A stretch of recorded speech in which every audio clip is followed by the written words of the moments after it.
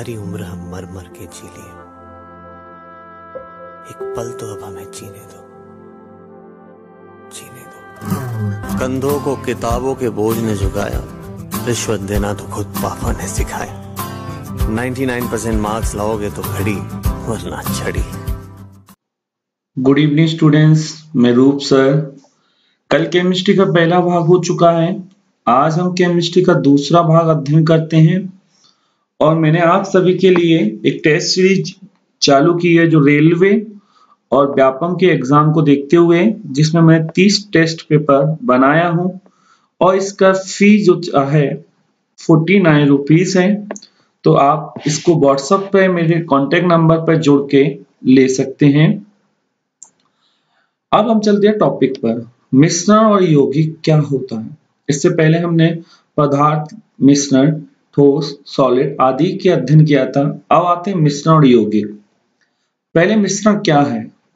दो या दो से अधिक पदार्थों को हम किसी भी अनुपात में मिला दें तो बनता है मिश्रण, परंतु यौगिक को हमेशा हम निश्चित ही अनुपात में मिलाएंगे।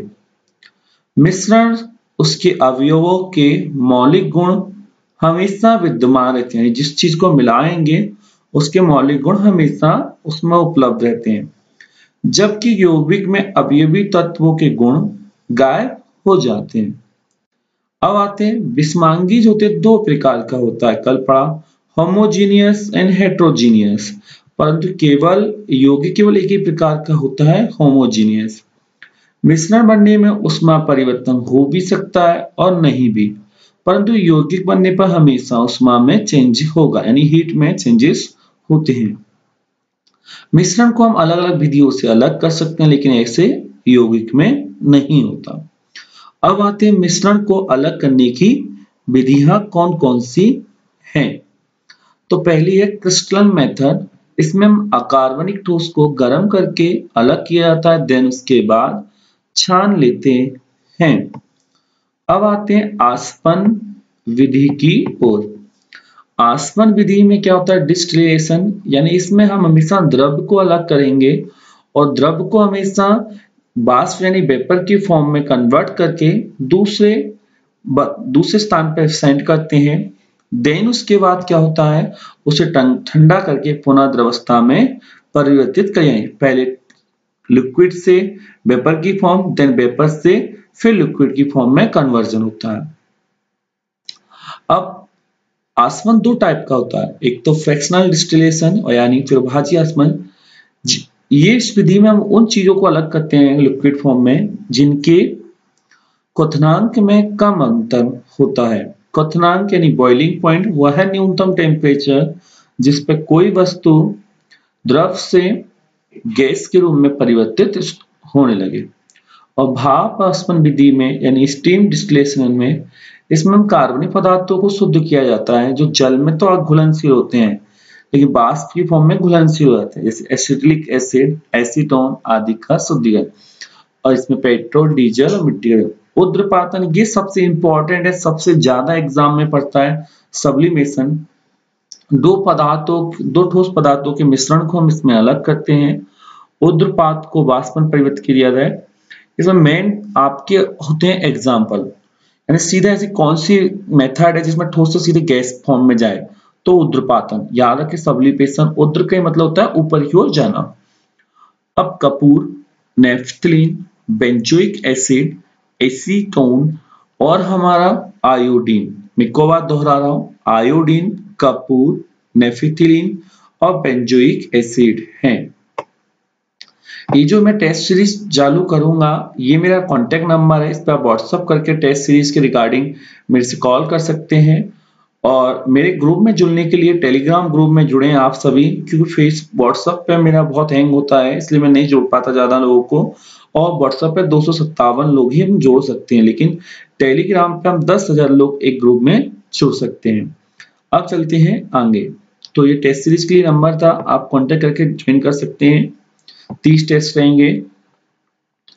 वर्ण लेखन क्या है, यानी क्रोमेटोग्राफी।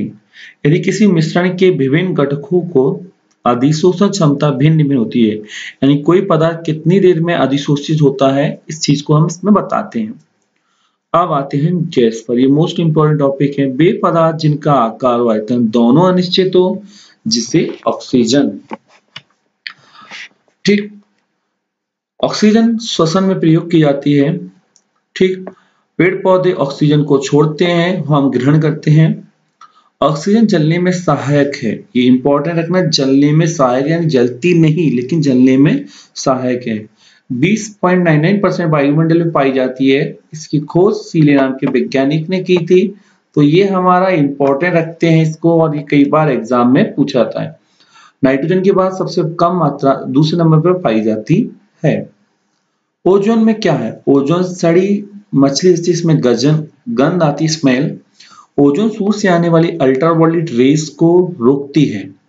अगर ओजोन परत में छेद हो जाए तो ये अल्ट्रावायलेट रेस सीधे हमारे पृथ्वी पे आएंगे, जिससे पृथ्वी का तापमान बढ़ जाता है।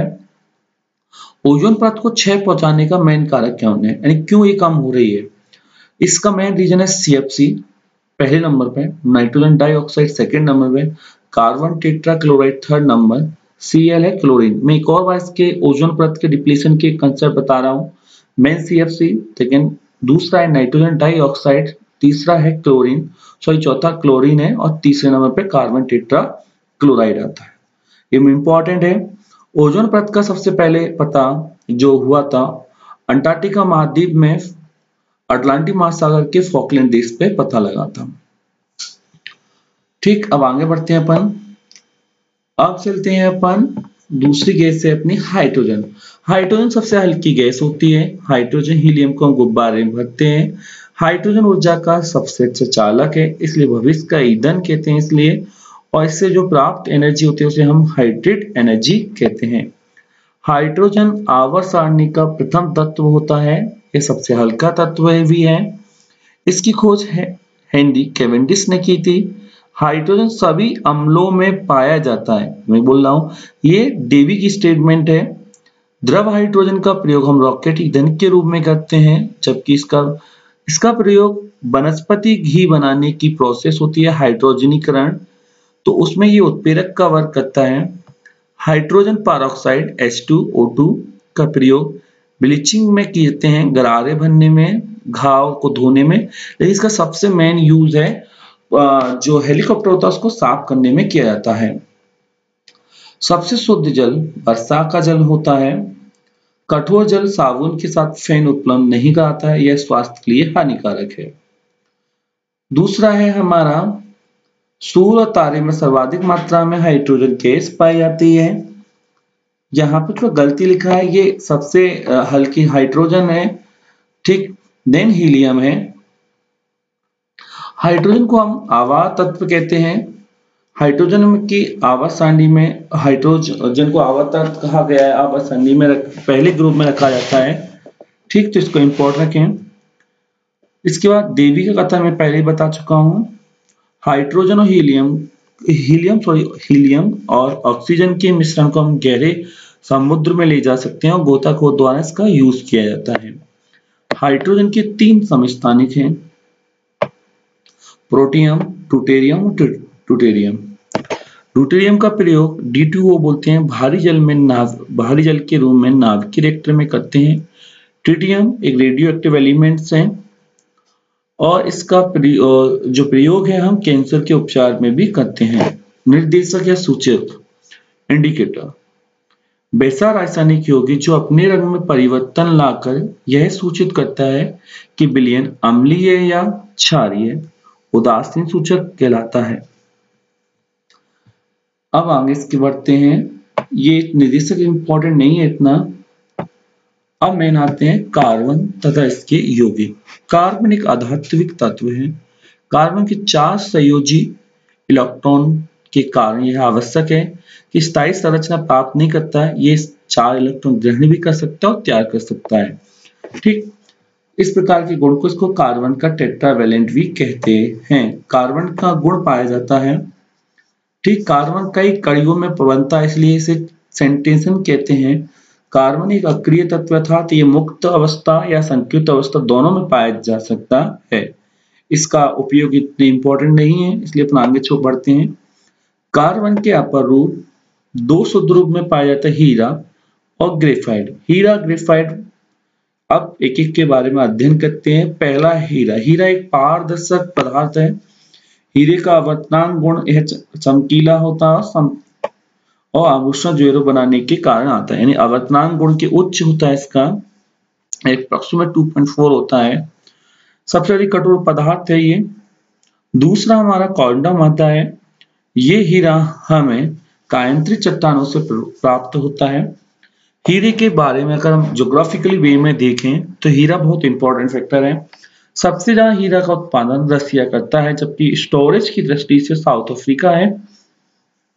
दूसरी चीज हीरे में, हीरे की सबसे बड़ी खदान किम्बरले है जो दक्षिण अफ्रीका में पड़ती है। किम्बरले को अब प्रिटोरिया प्रांत में आता है, जो वहां की प्रशासनिक कैपिटल भी है प्रिटोरिया।